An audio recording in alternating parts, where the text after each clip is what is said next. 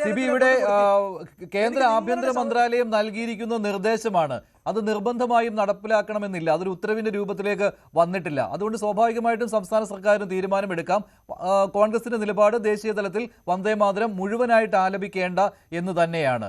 അപ്പോൾ സംസ്ഥാന സർക്കാർ അതിനൊരു ബുദ്ധിമുട്ടുണ്ടാകേണ്ട ഒരു സാഹചര്യം കേരളത്തിലില്ലല്ലോ, അല്ലേ? ഇപ്പോൾ ലോക്ഭവൻ നിർദ്ദേശിച്ചാൽ പോലും അതനുസരിക്കാതിരിക്കാം. മഞ്ജുഷ, ഇതിനകത്ത് ഈ വിഷയം വിവാദമായപ്പോൾ തന്നെ പ്രമുഖ രാഷ്ട്രീയ കക്ഷികൾ, പ്രതിപക്ഷ രാഷ്ട്രീയ കക്ഷികൾ ഇക്കാര്യത്തിൽ കൃത്യമായിട്ടൊരു തീരുമാനം എടുത്തിരുന്നു. അവർ പറഞ്ഞത്, നമ്മളിതിന്റെ ചരിത്രം നോക്കുമ്പോൾ നമ്മളെപ്പോഴും മനസ്സിലാക്കേണ്ടത് മെജോറിറ്റേറിയനിസവും ജനാധിപത്യവും തമ്മിൽ വളരെ ഗംഭീരമായൊരു വ്യത്യാസമുണ്ട്. ഈ വ്യത്യാസം തിരിച്ചറിയുന്നിടത്താണ് ജനാധിപത്യത്തിന് സൗന്ദര്യം ഇരിക്കുന്നത്. ഒരു കാലത്ത് വന്ദേമാതരം എന്ന് പറയുന്നത് ഇന്ത്യൻ സ്വാതന്ത്ര്യ സമരത്തിന്റെ വേദികളെ ഉൾപ്പുളകിതമാക്കിയ ഗാനങ്ങളിലൊന്നാണ്. പക്ഷേ അത് എല്ലാവരും ഇന്ത്യക്കാരെ ഈ പറഞ്ഞതുപോലെ ജാതിയും മതവും വർഗവും ഒന്നുമില്ലാതെ പാടി നടന്ന ഒന്നാണ്. പക്ഷെ അത് പിന്നീട് ഒരു പ്രത്യേക സാഹചര്യത്തിൽ അതിനകത്തൊരു ഒബ്ജക്ഷൻ വന്നപ്പോൾ ഈ ഒബ്ജക്ഷന്റെ ഫലമായിട്ട് ഈ കാര്യം പുനർചിന്തിക്കുകയും രവീന്ദ്രനാഥ ടാഗോർ, സുഭാഷ് ചന്ദ്രബോസിനെയും ജവഹർലാൽ നെഹ്റുവിനെയൊക്കെ അടക്കമുള്ള എല്ലാ ആൾക്കാരെയും വിളിച്ച് ഇക്കാര്യത്തിൽ കൃത്യമായി ചർച്ച നടത്തുകയും ആ ചർച്ച നടത്തിയതിന്റെ അടിസ്ഥാനത്തിൽ 2 സ്റ്റാൻസ മാത്രം മതി, ബാക്കിയുള്ളത് ഒഴിവാക്കാം എന്ന് പറയുന്ന ഒരു തീരുമാനത്തിലെത്തുകയും ചെയ്തു. ഈ തീരുമാനത്തിലെത്തിയതിന് പിന്നിൽ ഒരു ജനാധിപത്യ പ്രക്രിയയുണ്ട്.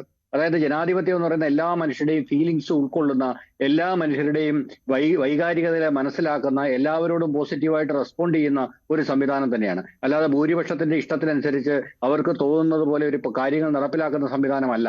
അപ്പം ഈ ഒരു ജനാധിപത്യത്തിന്റെ പ്രോപ്പറായ ഒരു പ്രോസസ്സിലൂടെയാണ് നമ്മൾ ഈ പറഞ്ഞതുപോലെ 2 സ്റ്റാൻസ മാത്രം മതി എന്ന് തീരുമാനിച്ചത്.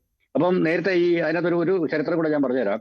ഈ ഇന്ത്യൻ പതാക രൂപകൽപ്പന ചെയ്തപ്പോൾ ഒരു ഭൂരിപക്ഷം ആൾക്കാരും വിചാരിച്ചിരുന്നത് ഒരുപക്ഷെ ചർക്കയായിരിക്കും ഇന്ത്യയുടെ ചിഹ്നം. കാരണം കോൺഗ്രസ് ആണ് സ്വാതന്ത്ര്യ സമരത്തിന് നേതൃത്വം നൽകുന്നത്. അപ്പം ചിലപ്പോൾ ചർക്ക വരാനുള്ള, പക്ഷെ അത് വന്നത് അങ്ങനെയല്ല. കാരണം ഒരു പ്രസ്ഥാനത്തിന്റെ വളർച്ചയ്ക്കും അല്ലെങ്കിൽ ആ ഒരു സാഹചര്യത്തിൽ ഉപയോഗിക്കുന്ന ഒരു സംഭവമല്ല, മറിച്ച് രാജ്യത്തിന്റെ പൊതുവായ ചിഹ്നങ്ങളായിരിക്കണം, രാജ്യത്തിന്റെ ചരിത്രവും സംസ്കാരവും ഒക്കെ വെളിവാക്കുന്ന ചിഹ്നങ്ങളായിരിക്കണം അതിനകത്ത് വരേണ്ടത് എന്നുള്ളതിന്റെ ആ ഒരു സങ്കല്പത്തിന്റെ അടിസ്ഥാനത്തിലാണ് ഇത്തരം സംഗതികളൊക്കെ വന്നത്. അപ്പൊ അതുപോലെ തന്നെ ഇപ്പൊ നമുക്കറിയാം, ഈ വന്ദേമാതരം പിന്നീട് ആലപിക്കുന്നതുമായി ബന്ധപ്പെട്ടിട്ട് യഹോവ സാക്ഷികൾ അടക്കമുള്ള ആൾക്കാരെ സുപ്രീം കോടതി അടക്കം ഒഴിവാക്കിയിട്ടുണ്ട്. കാരണം അവരുടെ മതവികാരത്തെ ഏതെങ്കിലും തരത്തിൽ ഹനിക്കുന്നു. എന്തുകൊണ്ടാണ് ഹനിക്കുന്നതെന്ന് വെച്ച് കഴിഞ്ഞാൽ അവരുടെ മതവികാരത്തിന്റെ പ്രൈവറ്റായ ഒരു പ്രശ്നമാണ്. ഞാൻ അതിലേക്ക് പോകുന്നില്ല. എന്തുകൊണ്ടാണ് മുസ്ലിം ലീഗ് ഇത് പറയുന്നത് എന്ന് പറയുമ്പോൾ അവരുടെ പ്രൈവറ്റായ മതവിഷയമാണ്. ഞാൻ അതിലേക്ക് പോകുന്നില്ല. എന്തുകൊണ്ട് നിങ്ങൾക്ക് ചൊല്ലിക്കൂടാ തുടങ്ങിയ വിഷയങ്ങളിലേക്കൊന്നും ഞാൻ പോകുന്നില്ല. കാരണം അവർക്കത് പറ്റുന്നില്ല എന്ന് അവർ പറയുന്നു. യഹോവ സാക്ഷികൾ പറയുന്നു ഞങ്ങൾക്കിത് പാടാൻ പറ്റുന്നില്ല എന്ന് പറയുന്നു. ഓക്കെ, നമ്മളത് അംഗീകരിക്കുന്നു. അതാണല്ലോ ജനാധിപത്യം. അപ്പൊ അങ്ങനെ ഒരു ജനാധിപത്യ പ്രക്രിയയുടെ ഭാഗമായിട്ടാണ്, ആ ജനാധിപത്യ മൂല്യബോധത്തിന്റെ ഭാഗമായിട്ടാണ് ആ 4 വരികൾ, 4 സ്റ്റാൻസ ഒഴിവാക്കാനായിട്ട് സർക്കാർ തീരുമാനിച്ചത്. അന്ന് സർക്കാർ തീരുമാനിച്ചത് നമ്മുടെ ഭരണഘടനയിൽ അല്ലെങ്കിൽ നമ്മളുടെ ദേശീയ ഗീതമായിട്ട് ഇത് വരികയും വേണം. അതേസമയം തന്നെ മറ്റുള്ളവർക്ക് മുറിവ് പറ്റാനും പാടില്ല, മറ്റുള്ളവരുടെ വൈകാരികതയ്ക്ക് മുറിവേൽക്കാനും പാടില്ല എന്ന് പറയുന്ന കൃത്യമായ ധാരണയുടെ അടിസ്ഥാനത്തിൽ നമ്മൾ ഇതിന്റെ ഈ സ്റ്റാൻസ മാറ്റിയിട്ട് ബാക്കിയുള്ള സംഭവം ഉൾപ്പെടുത്തി അതിനെ നമ്മൾ ദേശീയ ഗീതമാക്കി മാറ്റുകയായിരുന്നു. അപ്പം ഞാൻ നേരത്തെ പറഞ്ഞതുപോലെ ആ ജനാധിപത്യ മൂല്യബോധത്തിൽ നിന്ന് മെജോറിറ്റേറിയനിസത്തിലേക്ക് ഒരു എന്താ പറയുന്നത്, ഒരു കടമ്പ ചാടിക്കിടക്കുന്ന ഒരു അവസ്ഥയുണ്ട്. ആ അവസ്ഥയിലാണ് BJP ഏകപക്ഷീയമായിട്ട് ഇതിനെ മൊത്തം പാടണം എന്ന് പറയുന്ന ഒരു അനാവശ്യ വിവാദം യഥാർത്ഥത്തിൽ ഇന്ത്യയിൽ ഉണ്ടാക്കിയെടുത്തത്. ഇപ്പൊ ഞാൻ പറഞ്ഞത്, വന്ദേമാതരം ഇന്ത്യയിലെ ജനങ്ങൾ അംഗീകരിക്കുന്ന ഒന്നാണ്. വന്ദേമാതരം ഇന്ത്യയിലെ ജനത, നമ്മുടെ ചരിത്രത്തിൽ നമ്മുടെ പിതാമഹന്മാർ പാടി നടന്ന, സ്വാതന്ത്ര്യ സമരത്തിൽ പാടി നടന്ന ഒരു പാട്ടാണ്. അപ്പം ഇത് നമ്മളെ പ്രചോദിപ്പിച്ചിട്ടുണ്ട്. ഇതെല്ലാം വളരെ കറക്റ്റാണ്. ശ്രീ ജിതിൻ ദേവ് നേരത്തെ വാർക്രൈകളോട് ഇതിനെ ഉപമിച്ച് കണ്ടു. എനിക്ക് തോന്നുന്നു അത് അർത്ഥവത്തല്ലാത്ത ഒരു കമ്പാരിസൺ ആണ്. കാരണം വാർക്രൈയും ദേശീയ ഗീതവും തമ്മിൽ ഒരിക്കലും കമ്പയർ ചെയ്യേണ്ട കാര്യമൊന്നുമില്ല. അത് വളരെ കുറച്ചുകൂടെ എന്താ പറയുന്നത്, പ്രൈവറ്റ് ആയിട്ടുള്ള ഒരു സംഗതിയാണ്. അത് ഭരണഘടന ഇല്ലാത്തൊരു സാധനമാണ്. അപ്പൊ ഞാൻ പറഞ്ഞത്, ഇതുപോലെ ഈ ജനാധിപത്യത്തിന്റെ മൂല്യബോധം മുഴുവൻ ഉൾക്കൊണ്ടിട്ടാണ് ഇത്തരം ഒരു തീരുമാനം എടുത്തത്.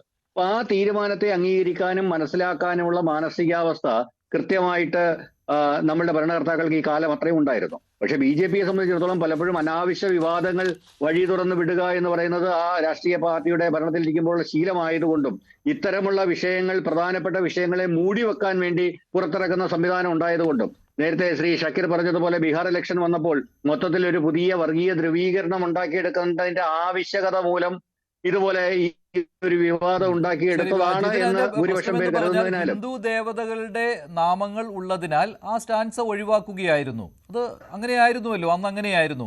ഇപ്പോൾ അത് തിരിച്ചു കൊണ്ടുവരേണ്ട ഒരു സാഹചര്യവും ഇല്ല. അത് മറ്റ് മതങ്ങളിൽപ്പെട്ടവർക്ക് അത് ആലപിക്കുവാനുള്ള ബുദ്ധിമുട്ടുണ്ട്. അതുകൊണ്ട് വേണ്ട എന്ന് വെച്ചൊരു കാര്യമാണ്. അപ്പോൾ ഇത് തിരിച്ചു കൊണ്ടുവരുമ്പോൾ അവരുടെ വികാരം ഉൾക്കൊള്ളുവാൻ തയ്യാറാകുന്നില്ല എന്നതേ ഉള്ളൂ.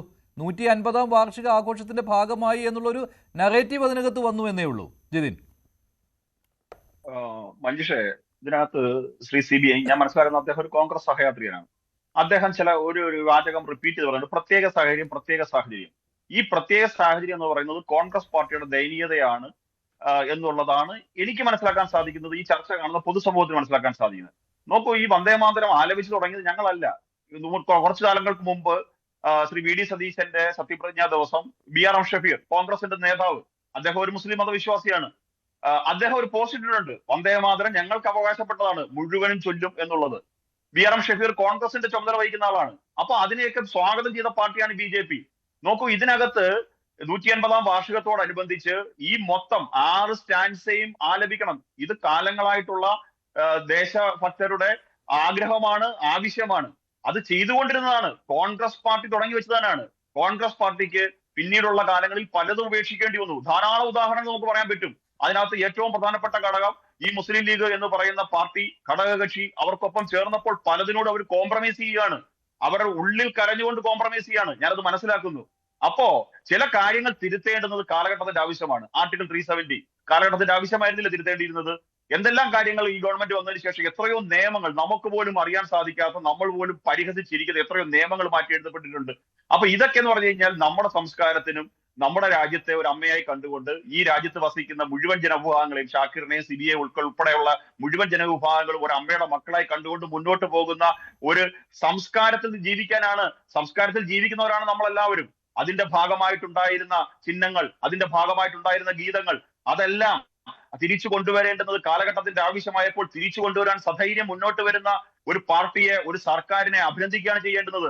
അല്ലാതെ അതിനകത്ത് ഞങ്ങൾക്ക് ചെല്ലാൻ സാധിക്കില്ല. എവിടെയാണ് ഈ ഓർഡറിനകത്ത്, മഞ്ജുഷയുടെ കാണിച്ചല്ലോ, ഈ ഓർഡറിനകത്ത് എണീറ്റ് നിൽക്കുന്നവരെല്ലാം കൂടെ ഏറ്റുചൊല്ലണമെന്നൊന്നും പറയുന്നില്ല.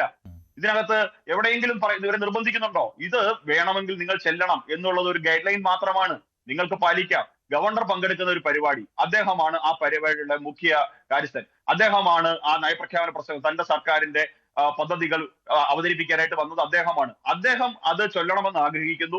ആ ആഗ്രഹം പറഞ്ഞതുപോലെ സ്പീക്കറെ അറിയിക്കുന്നു. സ്പീക്കർ എന്താണ് മറുപടി കൊടുത്തത് നമുക്കറിയില്ല. പക്ഷേ നിർഭാഗ്യവശാൽ അത് മുഴുവൻ ചെല്ലാതെ അത് അവസാനിപ്പിക്കേണ്ട സാഹചര്യം ഉണ്ടാകുന്നു.